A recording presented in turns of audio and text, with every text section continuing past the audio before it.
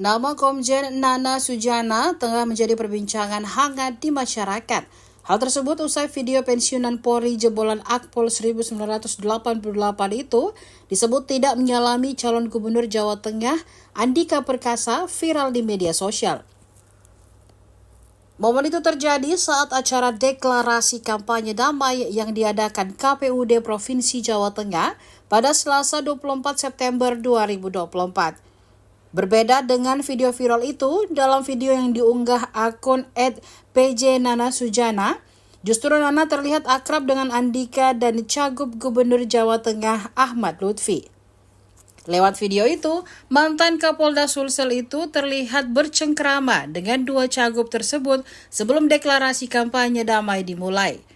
Ketiganya juga tampak berbincang saat berada di ruang transit. Bahkan mereka sempat bergandengan tangan sebelum foto bersama.